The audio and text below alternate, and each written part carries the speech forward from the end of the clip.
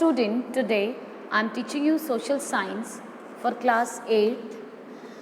As in my previous video I taught you about, or I started the history chapter 7, the revolt of 1857. Now from the chapter 7, the revolt of 1857, I'll teach today's topic, causes for the failure of the revolt of 1857. Fine. So as there are innumerous of causes behind the revolt not get success. One of the rebels were very brave, but they did not have modern weapons, while the British had innumerous resources at their command.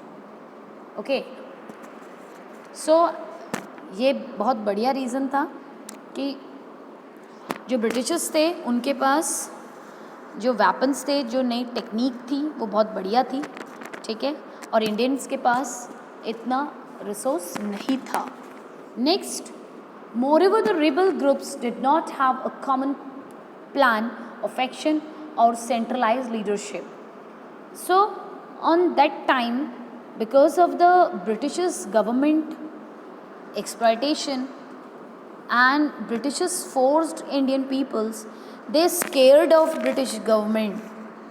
Okay तो जो Indian people थे वो Britishers से बहुत ज़्यादा डरते थे, तो वो एक जगह सेंट्रलाइज नहीं हो पाते थे, जिनकी वजह से अगर कोई रूल एंड रेगुलेशंस उनका लीडर पास ऑन करना चाहता था तो वो सब तक नहीं पहुंच पाता था. Another one, the rebels were poorly organised and the up raising the different parts of the country were not well coordinated. और जो ये रिबल था, हम कह सकते हैं जो सबके लिए जो एक रूल एंड नोटिस बनता था, जो कोई चीज़ पारित होती थी वो अच्छी तरह से ऑर्गेनाइज नहीं हो पाती थी, तो सब तक पहुंच नहीं पाती थी, और जब सब तक पहुंच नहीं पाती थी तो वो कोऑर्डिनेट नहीं हो पाती थी, ठीक है. Next, moreover the rebels had no future program, no plan about the future political system or economy if the British were overthrown. तो और इसका क्या कारण रहता था कि फ्यूचर की इनकी कोई प्लान नहीं थी, ठीक है, कोई पॉलिटिकल सिस्टम नहीं था, कोई इकोनॉमिक सिस्टम नहीं था. तो if the Britishers were overthrown, तो अगर ब्रिटिशर्स को यहाँ इंडिया से भगाना था तो उसके लिए कोई पॉलिटिकल सिस्टम, कोई इकोनॉमिकल सिस्टम हमारे पास नहीं था. Then next, limited to central India, और सेंट्रल इंडिया अपने आप में एक लिमिटेड एरियाज तक फैला हुआ था, और वो भी किसके अंडर था? ब्रिटिशर्स के अंदर था. अनसिम्पैथेटिक एटीट्यूड्स ऑफ नेटिव रूलर्स, और जो हमारे इंडिया के ही पीपल्स थे उनका जो एटीट्यूड था towards the revolt, that is totally unsympathetic. Okay. Next, hostility of money lenders, merchants and zamindars. जो लेंडर थे, मर्चेंट्स थे और ज़मींदार थे, ये अपनी प्रॉपर्टी का अपने ऊपर अधिकार मानते थे, ये भी ब्रिटिशर्स के अगेंस्ट जाना पसंद नहीं कर रहे थे. Next, strong British army equipped with latest weapons of the time, और उस टाइम पे जो ब्रिटिशर्स गवर्नमेंट थी वो बड़े बड़े इक्विपमेंट्स और काफ़ी गुड टेक्निक्स वाले इक्विपमेंट्स से लेस थी. Then no common plan of action and leadership among the rebels, और ये जो क्रांति थी इसमें कोई भी लीडरशिप या कोई भी कॉमन प्लान था ही नहीं.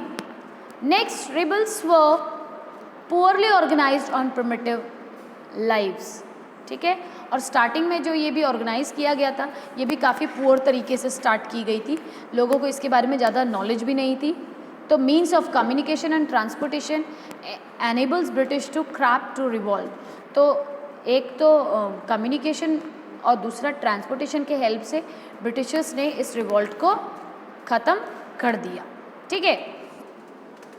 Thus in the end the British military proved to be too strong and organized for the rebels to reset. Okay? अब यहाँ पे ब्रिटिशर्स गवर्नमेंट, ब्रिटिशर्स मिलिट्री ने ये साबित कर दिया था कि वो अपने आप में बहुत स्ट्रॉन्ग है. The British government crashed the revolt with immense man power and technique. तो मैन पावर और बहुत बढ़िया टेक्निक से उन्होंने इस रिवॉल्ट को एकदम ख़त्म कर दिया था, ठीक है. The revolt of 1857 was definitely a turning point in the Indian history.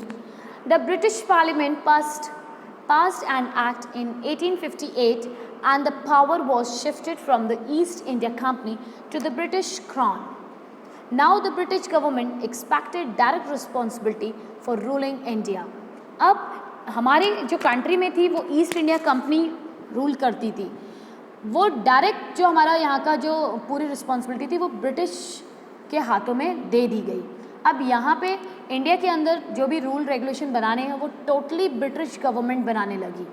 East India company तो हमारी कंट्री को रूल करती थी, बट जब 1858 के बाद एक और एक्ट पारित हुआ, ठीक है, ब्रिटिश पार्लियामेंट से, और उन्होंने ये क्लियर कर दिया कि इंडिया को अब ब्रिटिश की गवर्नमेंट ही रूल करेगी, वही रूल एंड रेगुलेशंस बनाएगी। The British promised the Indian rulers that their kingdoms will not be annexed in future. ठीक है, तो यहाँ पे ये भरोसा दिलाया गया इंडियन लीडर्स को कि आपका जो भी किंगडम है उसको एक्सप्लॉइट नहीं किया जाएगा। The Indian rulers could pass on their kingdoms even to their adopted heirs.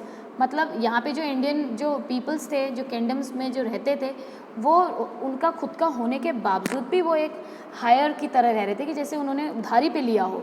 But in return the rulers had to expect the paramount sovereignty of the British monarch. Thus the Indian rulers had to rule as subordinates of the British crown. तो यहाँ पे जो Indians थे वो मजबूर हो गए थे ब्रिटिश क्रॉन के अंदर काम करने के लिए, ठीक है, because Indian have no any other option. So the British also decided that they would not interfere in the religions and social practices of the people of India. It was also decided that the number of European soldiers would be increased in the army. ठीक है, अब ये बोला गया कि Indian के जो religions और जो सोशल प्रैक्टिस है उसमें ब्रिटिश का कोई कंट्रीब्यूशन नहीं रहेगा, कोई इंटरफेरेंस नहीं किया जाएगा. And it was also decided that the number of European soldiers were also भी इंक्रीज्ड, और यूरोपियन सोल्जर्स में भी सोल्जर्स को भर्ती किया जाएगा, आर्मी को बढ़ाया जाएगा. Soldiers of Awadh, Bihar, central India who had taken part in the revolt of 1857 were no longer taken in the army. और जो 1857 रिवॉल्ट में जिन सोल्जर्स ने पार्टिसिपेट किया था उनको वहीं पे उनको निकाल दिया गया. On the other hand Sikh and Gorkhas and Pathans who helped the suppressions of the revolt were recruited in the army in large number. ठीक है, और उसके बाद जो इन एरियाज़ के जो पीपल थे जैसे सिख्स हैं एंड गोरखाज हैं, पठान्स हैं, इन पीपल्स को आर्मी में ले लिया गया. However, the revolt was the first great struggle of Indian for freedom for the British dominance. The heroic and patriotic struggle in 1857 continued to inspire the Indian in the later year of the freedom. तो जो 1857 की जो क्रांति थी उसमें लोगों ने जो हीरोइक और पेट्रियाटिक जो उनका स्ट्रगल था वो काफ़ी ज़्यादा इंस्पायरेबल रहा, तो जिसकी वजह से the Indian is the later year of the freedom struggle. फिर वो अपनी फ्रीडम स्ट्रगल के लिए आगे बढ़ते गए. दस the revolt was indeed a glorious landmark in the Indian history. तो ये जो रिवॉल्ट था ये इंडियन हिस्ट्री का एक ग्लोरियस लैंडमार्क साबित हुआ.